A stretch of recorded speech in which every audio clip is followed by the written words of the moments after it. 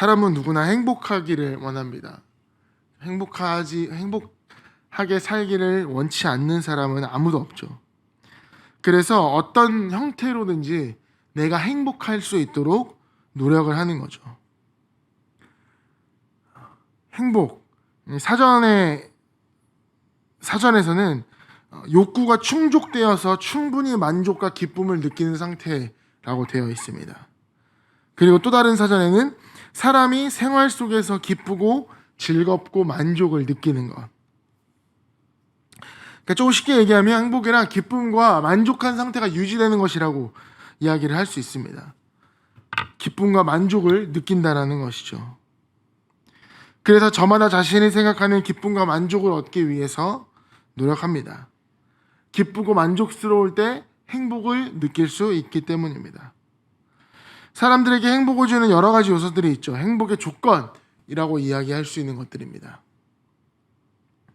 먹는 것이 행복의 조건이 되죠. 맛있는 거 먹을 때 행복합니다.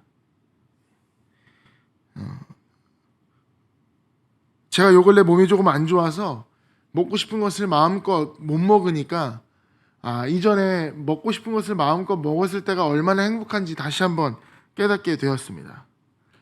맛있는 것을 먹으면 내 입이 만족이 되고 배가 부르게 되고 행복해진다는 것이죠. 먹는 것뿐만 아니라 사람이 가지고 있는 기본적인 욕구들이 충족이 되었을 때 사람은 행복합니다. 또 돈이나 물질적인 것들이 그런 행복을 가져다 줄 수도 있습니다.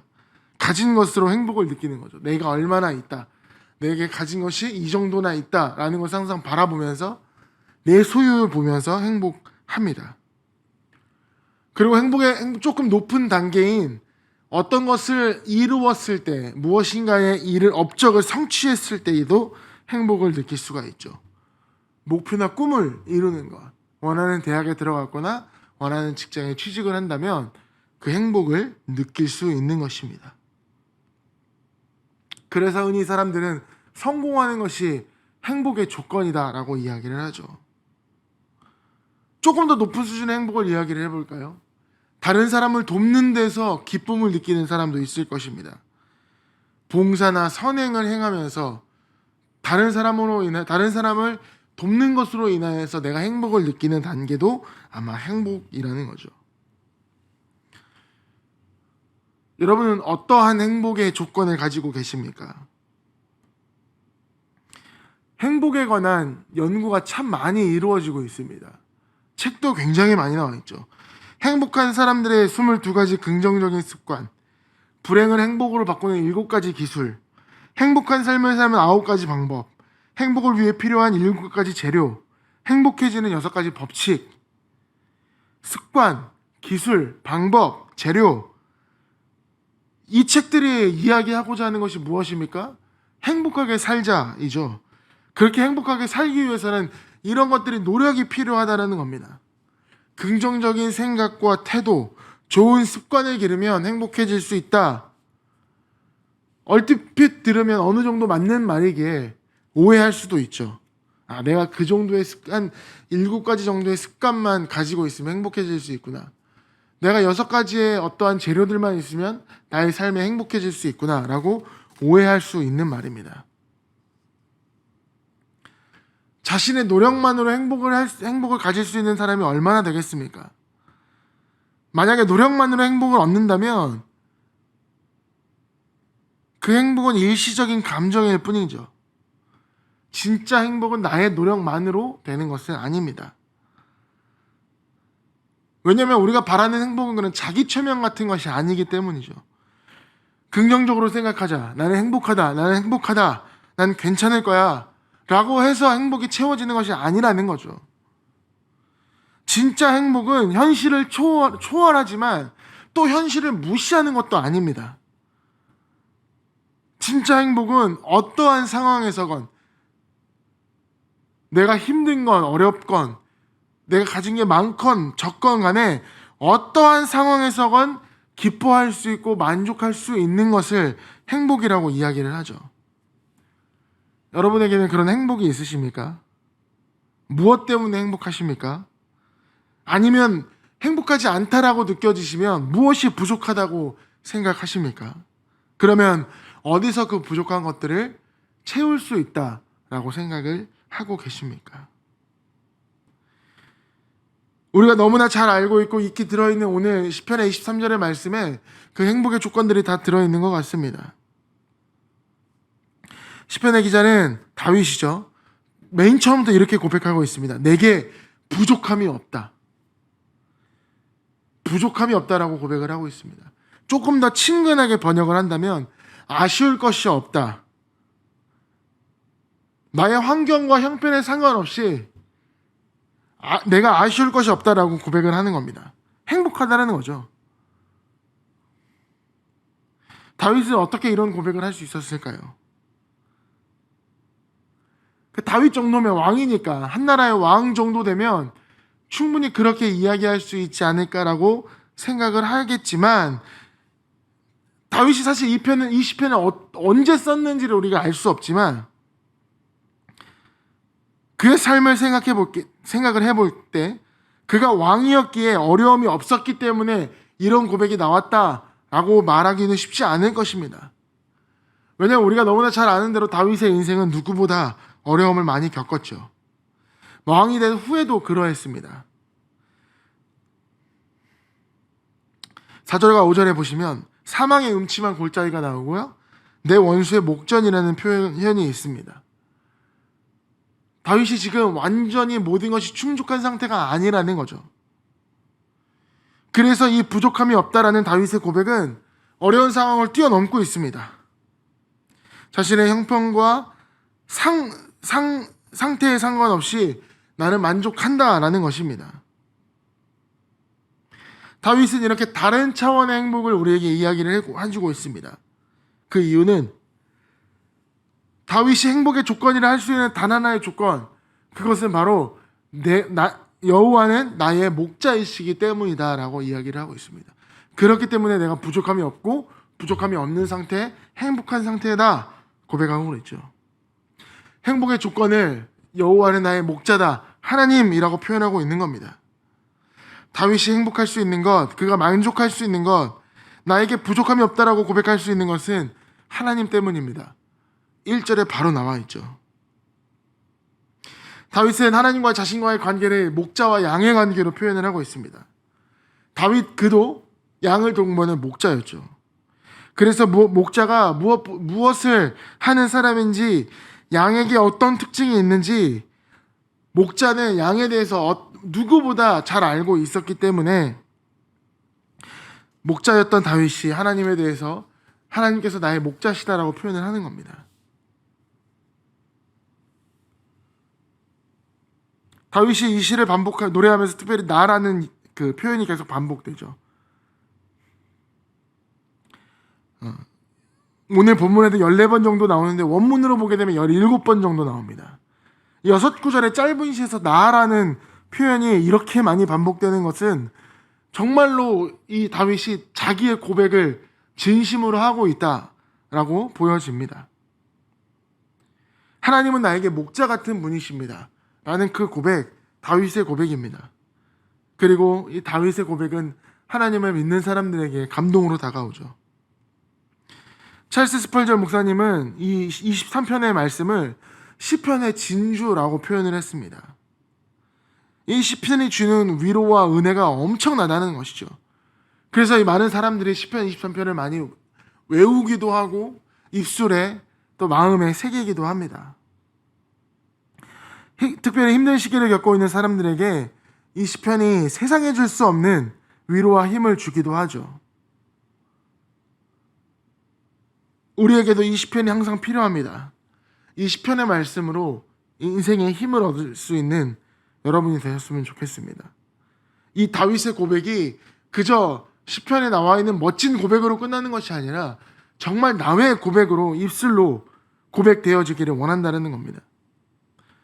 그렇기 위해서 여호와께서 나의 목자시다라는 그 고백이 어떤 것인지 한번 생각해 보겠습니다. 쉽게 말하면 하나님이 다윗한테 어떤 일을 하셨기 때문에 목자라고 부를 수 있는 것입니까? 첫 번째는 인도하십니다. 다윗은 하나님은 목자가 되셔서 다윗을 인도하셨습니다. 그가 나를 푸른 풀밭에 누이시고 쉴만한 물가로 인도하셨습니다.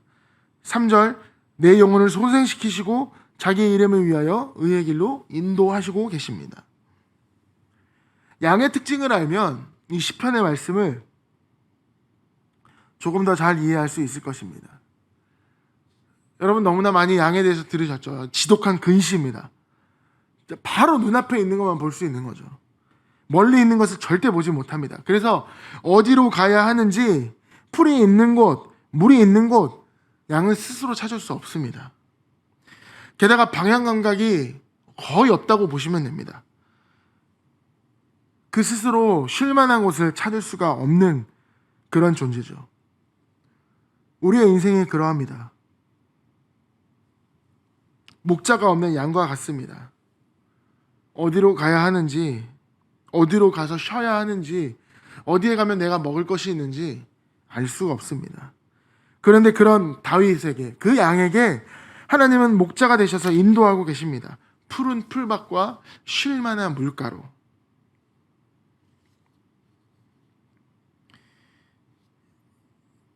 이 안식에 대해서 우리는 주목을 해볼 만한 필요가 있습니다. 이 누이신다는 표현, 사실 누워있는 양을 보기에는 굉장히 희귀한 일입니다. 왜냐하면 양은 잘 눕지 않습니다. 왜냐하면 양은 누우면 스스로 일어날 수가 없기 때문이죠. 양이 누우려면 4가지 조건이 충족되어야 한다고 합니다. 첫 번째, 두려움이 없어야 합니다. 그러니까 완전히 안전한 상태라는 거죠. 맹수의 위협이나 그런 것들이 전혀 없는 상태라고 느낀다면, 양은 조금이라도 그런 것들을 느낀다면 눕지 않습니다. 두 번째는 해충의 괴로움이 없어야 된다고 합니다. 털이 많잖아요. 그렇기 때문에 진드기나 파리나 이런 벌레들이 양에게는 굉장히 성가신 존재입니다. 그리고 세 번째, 양 굉장히 이기적이라고 하죠. 서로 다툼이 없어야 됩니다. 양끼리. 서열 다툼도 굉장히 심하고 절대로 보기처럼 온순한 동물이 아니라는 겁니다. 네 번째로는 배고픔이 없어야 됩니다. 배가 불러야 눕는 것이죠. 완전히 안전해야 되고, 해충의 위협이 없어야 되고, 벌레가 없어야 되고, 싸우지 않아야 되며, 배고픔이 없어야 돼요. 이 4가지가 충족이 되어야지만 양은 눕습니다. 안 눕고 말겠다는 소리예요. 차라리 나 안 눕겠다라는 소리입니다. 목자 되신 하나님이 다윗을 인도하시기 때문에 그 다윗 양은 누울 수 있다라는 겁니다. 누워서 안식할 수 있다라는 거죠. 실제로 양이 그 정도 4가지 조건이 충족되어야지만 눕는데, 우리는 4가지만 충족이 되면 누울 수 있습니까? 훨씬 더 많은 것들이 필요하죠. 우리가 눕기에는. 하나님은 그 아무런 걱정이 없는 쉼을 허락하신다라고 말씀하고 있습니다. 또한 다윗은 하나님이 인도하시는 곳으로 하나를 더 말합니다. 의의 길로 인도하신다는 거죠. 다시 말씀드리면 양은 스스로 길을 찾을 수 없는 존재이며 안전한 길을 그렇기 때문에 찾지 못합니다. 그리고 따라가는 길에도 쉽게 이탈하죠. 바른 길에서 떠나서 눈앞에 조금의 양식만 있으면 목자가 인도하는 길이 아닌 자기 바라보는 대로 가게 됩니다. 마음대로 방황하는 것이 양의 특징이라고 할 수 있죠. 이사야 53장에 우리는 다 양 같아서 그릇 행하여 다 제 갈 길로 가꺼내리라는 말이 있는 것처럼, 양 같은 우리는 다 자기 길로 간다는 것입니다. 근데 하나님께서는 그 탈선한 양을 그대로 내버려 두지 않으십니다. 다시 한번 그 의의 길로 인도하신다는 거죠. 그래서 하나님이 하시는 일은 바로 소생시키시는 일입니다. 3절 보십시오. 내 영혼을 소생시키시고 원래 상태로 돌이킨다는 거죠. 그래야 돌아오게 하다 회복시킨다라는 말로 사용이 됩니다. 목자가 하는 일입니다. 잘못된 길로 들어간 양을 소생시키십니다. 회복하십니다. 돌아오게 하십니다. 다시 한번 의의 길로 인도하시는 거죠. 그 일을 목자는 자기 이름을 위해서 합니다. 내 영혼을 소생시키시고 자기 이름을 위하여 의의 길로 인도하시는도다. 만약에 여러분이 길을 가다가 정말로 꼬질꼬질하고 옷도 며칠 갈아입지 않은 듯한 그런 아이를 보게 된다면 여러분은 가장 먼저 어떤 생각이 드십니까? 그 아이의 부모에 대해서 생각할 것입니다. 저 아이의 부모는 어디 있지? 혹은 부모가 없나? 있다면 왜 저렇게 아이를 방치해야지? 내버려두지? 그런 걱정이 자연스럽게 들겠죠. 아이를 보고 부모를 생각하는 것처럼 양을 보면 목자를 생각할 수가 있다는 겁니다. 양에게는 목자의 이름이 걸려 있다고 합니다. 그렇기 때문에 양을 보면 목자가 누군지 알 수 있습니다. 엉망인 상태로 길을 잃고 방황하는 양을 보면 사람들은 목자가 도대체 누구야? 라고 이야기를 합니다. 그 양을 보면서 쟤는 왜 저러고 있지라고 생각을 하는 것보다 목자가 누구야? 라고 먼저 떠오르게 된다는 겁니다. 자기 이름을 위하여 그 양을 인도하고 책임지시는 하나님, 그 하나님께서 지금 다윗을 의의 길로 인도하고 계십니다. 왜냐하면 다윗의 목에 걸려있는 그 하나님의 이름에 책임감을 가지고 끝까지 인도하신다라는 말씀이죠. 하나님의 뜻하신 곳으로 다윗을 인도하고 계십니다. 참 안식과 영원한 의로움이 있는 곳으로 인도하시는 겁니다. 하나님의 인도하심이 있기 때문에 다윗은 행복합니다. 다윗의 목자이신 하나님은 또한 함께하고 계십니다. 목자로서 다윗과 함께하고 계십니다. 4절 보시면 내가 사막의 음침한 골짜기로 다닐지라도 해를 두려워하지 않을 것은 주께서 나와 함께 하심이라. 주의 지팡이가 막대기가 나를 안위하시나이다. 양처럼 손이 많이 가는 동물도 없습니다. 스스로를 보호할 수 있는 수단이 아무것도 없죠. 적으로부터 자신을 지킬 수 있는 단단한 껍질이 있는 것도 아니고, 그렇다고 해서 달리기가 굉장히 빨라서 빨리 도망칠 수 있는 것도 아닙니다. 나무를 잘 타는 것도 아니고 수영을 잘하는 것도 아니고 싸울 수 있는 뿔이나 날카로운 이빨을 가지고 있는 동물도 아닙니다. 그리고 어디 조그만 데 들어가서 자기 몸을 숨길 수 있는 존재도 아니죠. 사나운 짐승을 만나면 그냥 그 즉시 먹이가 될 수밖에 없는 존재입니다. 만약에 목자가 없다면 말이죠. 이 정도로 철저하게 무능하고 연약한 양을 돌보는 그 목자는 어때야 되겠습니까? 유대 광야에는 험난한 골짜기들이 많이 있었습니다. 그 좁은 골짜기는 좁은 골목으로 이어져 있고 깊이가 너무 깊어서 위험하기까지 합니다. 사람도 잘못하면 발을 헛디뎌서 낭떠러지로 떨어져서 목숨을 잃을 수도 있는 그런 광야였습니다. 갑자기 불어닥치는 바람이나 비로 인하여서 아래로 떨어질 수도 있고, 그렇기 때문에 그 골짜기 아래는 맹수들이 사는 은신처가 되기도 합니다. 골짜기 아래에는 햇빛이 잘 들지 않기 때문에 사망의 음침한 골짜기라는 그 표현이 굉장히 잘 어울리는 표현입니다. 사람에게 뿐만 아니라 양에게도 굉장히 두려운 것이죠. 하지만 이러한 사망의 음침한 골짜기를 다닌다 할지라도 두렵지 않다라고 고백할 수 있는 것은 목자가 함께하기 때문입니다. 어디에 있느냐보다 중요한 것이 누구와 있느냐입니다. 골짜기에 있더라도 그것이 어두워서 앞이 잘 볼 수 없다 할지라도, 가는 길이 힘들고 괴롭고 이 일이 언제 끝날지도 알 수 없다 하더라도 하나님이 옆에 계시기만 한다면, 하나님이 나와 함께 하시고 나를 지키시고 보호하신다면 그 골짜기도 갈만한 곳이 되는 것입니다.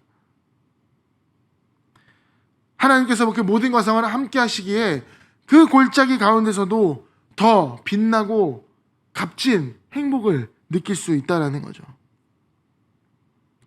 그래서 4절부터 분위기가 갑자기 달라지면서 목자에 대한 표현이 조금 달라집니다.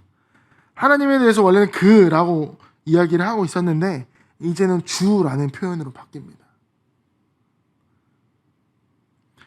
우리말 성경에서 번역하면서 주라는 표현을 썼지만 원래는 당신입니다. 당신. 그보다는 당신이 훨씬 더 가깝고 친근하게 느껴지는 표현인 거죠. 제 인생이 항상 푸른 물밭, 쉴만한 물가에 있는 것은 아닙니다. 때로는 사망의 음침한 골짜기를 다닌다 할지라도 그때에 당신이 나와 함께 하십니다. 그래서 행복합니다 라고 다윗은 고백하고 있는 겁니다. 다윗과 함께 하시는 모습, 하나님의 모습은 지팡이와 막대기를 들고 계십니다. 이 지팡이는 맹수로부터 양을 보호하는 용도로 사용하고 있죠. 그리고 이 막대기 끝에는 휘어져 있는데 양의 방향을 잡거나 제시할 때, 또 구덩이에 잘못하여서 양이 빠졌을 때 이렇게 건지는 그런 역할을 하는 지팡이와 막대기입니다. 그 지팡이와 막대기를 이용하여서 양을 지키시고 계십니다. 사나운 짐승들로부터 양을 지키기 위해 힘껏 싸우고, 다윗이 목자였을 때 그렇게 사자와 늑대와 곰과 싸워서 수고했듯이 하나님께서도 지금 다윗을 위하여 그렇게 싸우고 계신다는 거죠. 다윗이 골리앗과 싸우기 전에 사울에게 이런 이야기를 합니다. 다윗이 사울에게 말하되, 주의 종이 아버지의 양을 지킬 때에 사자나 곰이 와서 양의 떼의 새끼를 물어가면 내가 따라가서 그것을 치고 그 입에서 새끼를 건져내었고, 그것이 일어나 나를 해하고자 하면 내가 그 수염을 잡고 그것을 쳐 죽였나이다. 다윗은 목자로서 사자와 곰에게 이런 모습으로 양을 지켰습니다. 그런데 다윗이 돌아보니까 하나님께서 똑같이 그렇게 다윗을 지키고 계신다라는 거죠.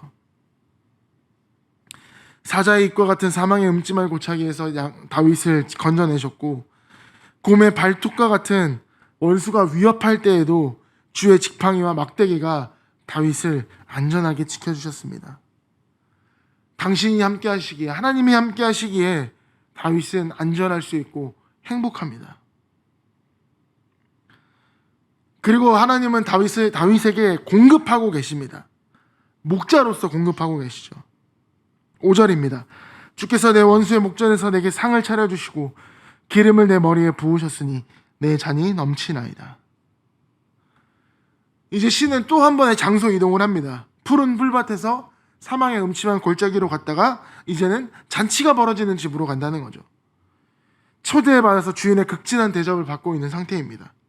풍성한 잔치상이 다윗을 위해 준비되어 있습니다. 그리고 주인은 다윗의 머리에 기름까지 부읍니다. 손님에게 기름을 붓는 것은 주인의 의무이자 기쁨이죠. 주인의 기쁨일 뿐만 아니라 손님에게도 큰 기쁨이 됩니다. 기름을 바르는 것, 광야 생활을 하는 사람들에게 기름을 바른다는 것은 그 사람들의 상처를 감싸주고 상한 피부를 진정시켜주고 지친 마음을 회복시켜주는 의미를 가지고 있습니다. 시편 104편에는 사람의 마음을 기쁘게 하는 포도주와 사람의 얼굴을 윤택하게 하는 기름과 사람의 마음을 힘있게 하는 양식을 주셨도다 라고 고백을 하고 있습니다. 하나님께서 다윗에게 이와 같은 일을 하고 계시는 것입니다. 상을 차려주시고 양식을 주시고 기름을 부어주시며 잔을 채워주십니다. 그로 인하여서 따라오는 기쁨과 만족을 얻게 하시죠. 하나님이 공급하시는 것이 보이는 것에서 보이지 않는 것으로 확장되고 있습니다. 공급하심이 물질적인 가치에서 영적인 가치로 변화하고 있죠. 다윗은 1차적으로 양식과 기름을 공급받았습니다. 그리고 2차적으로 기쁨과 만족까지 공급받았죠.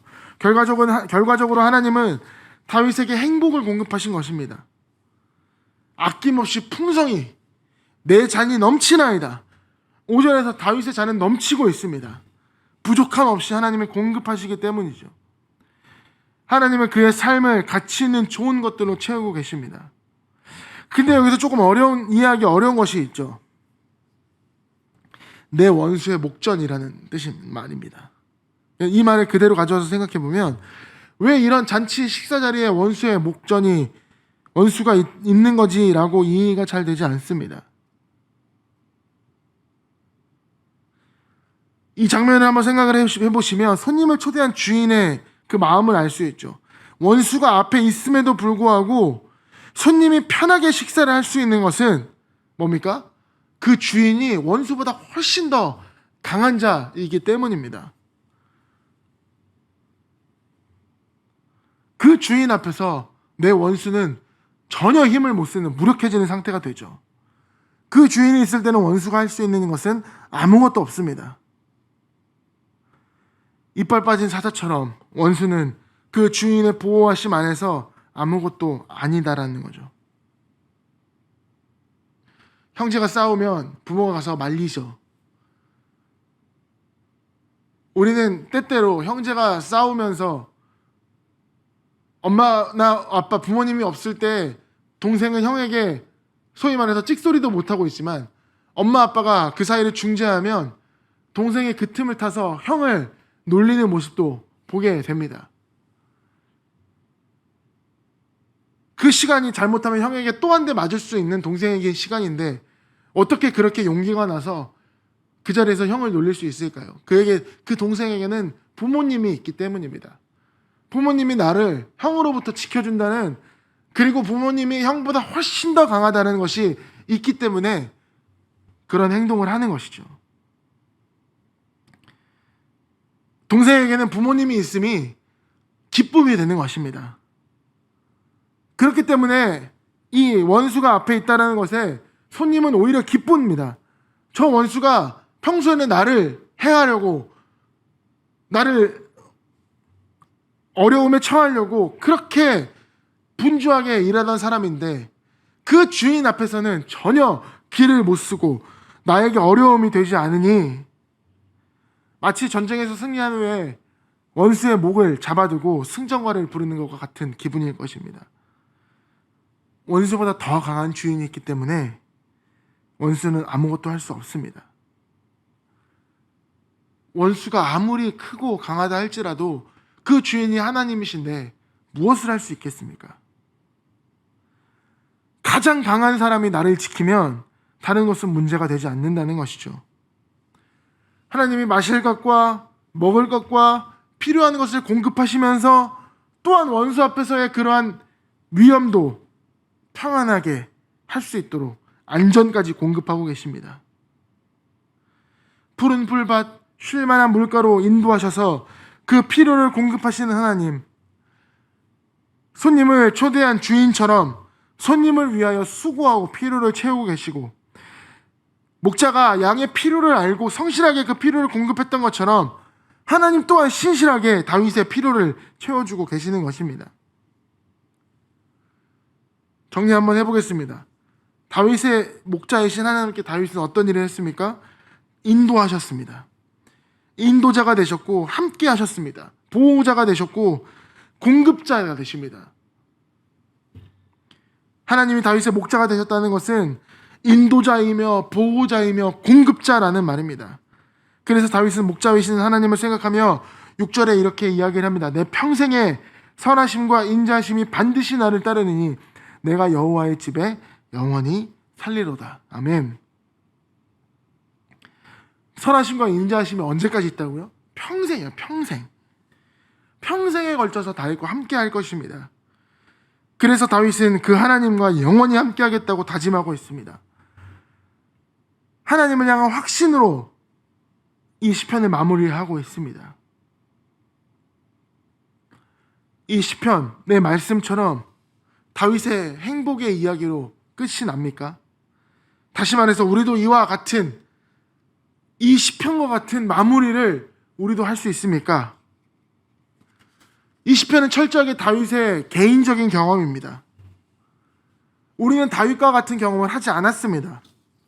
양을 키운 적도 없고 목자가 무슨 일을 하는지 경험한 적도 없고, 그럼에도 불구하고 우리의 목자이신 하나님의 인도하심과 함께하신 공급하심, 그런 일들을 하나님께서 지금 나에게 하시는 일로 내가 여길 수 있을까 생각해 보시기 바랍니다. 그렇게 생각할 수 있으시겠습니까? 언제인지 정확하게 알 수도 없는 이 시편의 말씀이 2022년을 살고 있는 우리에게 주는 그 말씀은 늘 모든 성경이 말씀하는 것이지만 지금 이 말씀이 나의 말씀이고 내 인생에서 살아갈 필요한 말씀이기 때문에 오늘 이것을 우리에게 주신다라는 것이죠. 다시 말하면 다윗의 목자이신 하나님께서 나의 목자가 된다라는 것입니다. 나를 위하여 다윗에게 하셨던 그 일을 하신다는 겁니다. 아니, 사실 그보다 훨씬 더 그 큰 일을 우리에게 하고 계십니다. 다윗은 경험하지 못하는 그 경험을 우리 했죠. 다윗이 경험한 것과 비교할 수 없는 놀라운 일들을 우리는 경험해 가고 있습니다.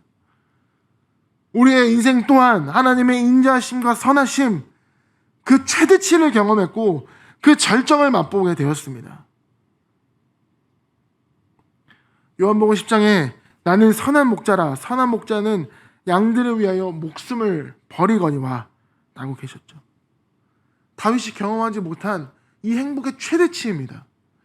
양을 위하여서, 나를 위하여서 목숨을 바치신 목자를 우리는 경험했다라는 겁니다. 양의 목에 뭐가 달려있다 그랬죠? 목자의 이름이 달려있다 그랬죠. 우리 목에 달려있는 이 이름이 어느 목자이냐에 따라서 우리의 행복은 완전히 달라집니다. 어떤 목자를 만나느냐가 행복의 조건이라고 이야기를 해도 과언이 아니라는 거죠. 하지만 우리 목에 어떤 이름이 달려 있습니까? 하나님, 예수님, 성령님이라는 이름이 달려 있습니다. 그렇기 때문에 우리가 행복하다고 말할 수 있는 것입니다. 오늘 말씀을 한 예화로 마치려고 합니다. 오늘 신부의 결혼식 이야기인데요. 예화니까 예화로서 받아들여 주셨으면 좋겠습니다.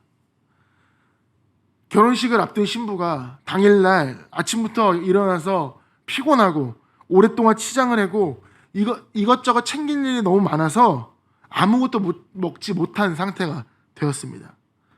이제 결혼식을 시작해야 되었는데 아버지와의 신부의 입장을 앞두고 장소를 이동하는데 마침 그 앞에 피로연을 하고 있는 테이블을 지나게 됩니다. 너무 배가 고팠던 신부는 자신도 모르는 사이에 테이블에 있는 음식을 허겁지겁 먹어버렸습니다. 디저트, 케이크, 쿠키, 아몬드, 블루베리, 과일 등 그냥 눈에 들어오는 대로 또 시간이 너무 짧기 때문에 이것저것 입에 넣어버렸습니다. 그리고 샴페인 한 잔을 들이키고 신부 입장을 위해 출입문 앞에 섰습니다. 잠시 후에 신부가 입장하는데 사람들은 모두 그 신부의 얼굴에 집중하고 있습니다. 사람들이 주목하는 것은 신부의 예쁜 드레스나 아름다운 입장이 아니라 신부의 얼굴이었습니다. 그녀의 얼굴은 백지장처럼 창백하고 불편해 보였습니다. 긴장한 상태에서 이것저것 너무나 많이 먹은 상태인지 갑자기 체해버리는 것입니다. 안전핀이 뽑힌 수류탄처럼 언제 터질지 모르는 그런 상태가 되었습니다. 간신히 신랑이 있는 곳까지 도달했지만 결국 그녀는 먹은 모든 것을 그 앞에서 토해버리고 맙니다. 사람들은 놀라며 소리를 질렀고 신부는 당황하며 어쩔 줄을 몰라 했습니다. 여러분, 이 결혼식이 어떻게 되었을까요? 그대로 엉망진창으로 기억되는 결혼식이었습니까? 놀랍게도 이 결혼식은 오히려 훨씬 더 즐겁고 감동적으로 끝났습니다. 왜 그렇게 되었을까요? 그것은 모두 신랑의 몫입니다. 신랑은 재빨리 그 상황을 수습하고 결혼식 내내 자기 신부를 최선을 다해서 돌보았습니다. 어떤 사람도 그렇게 할 수 없을 만큼 극진히 신부를 챙기고 모든 것을 쏟아냈던 그 신부의 입에 너무너무 사랑스럽게 다시 한번 입을 맞췄습니다. 사람들은 그 부부를 보면서 행복한 미소를 지었죠. 잘못된 상황에서, 이 황당하고 어려운 상황에서 어떻게 모두가 그 상황을 다시 한번 안심시킬 수 있었습니까? 신랑 때문입니다. 모든 것이 엉망인 결혼식이다 할지라도 신부는 신랑이 있었기 때문에 행복할 수 있었던 것이죠. 우리에게도 그런 신랑이 계십니다. 온몸으로 우리의 죄를 쏟아내고 있는 우리를 창피하게 생각하지 않으시고 우리의 손을 잡아주시고 우리를 품어주시고 우리에게 계속해서 입맞추고 계시는 우리 목자 되신 주님이 계시기 때문입니다. 그리고 그분이 우리를 이해하시고 우리에게 가까이 오셔서 함께하고 계십니다. 우리의 손을 잡아주시고 인도하시고 보호하시고 공급해주는 분이시기 때문에 어떠한 상태가 되든지 나는 안심할 수 있고 행복할 수 있습니다. 여호와가 나의 목자셔서 내게 부족함이 없다라는 다윗의 고백이 오늘 우리의 고백이 됩니다. 그렇게 되려고 노력하는 것이 아니라 우리 목에는 이미 목자 되신 예수님의 이름이 걸려있기 때문에 그것만으로도 부족함이 없습니다. 여러분의 남은 삶 가운데도 우리의 온전한 행복의 조건 되시는 하나님께서 우리를 그렇게 양처럼 보호하시고 인도하시고 공급하시는 그 은혜를 풍성히 누리시고 다윗은 경험하지 못한 양을 위하여 목숨을 버리신 목자의 그 최대치의 행복을 기억하며 주님과 함께 동행하는 삶을 사시기를 주님의 이름으로 축원합니다.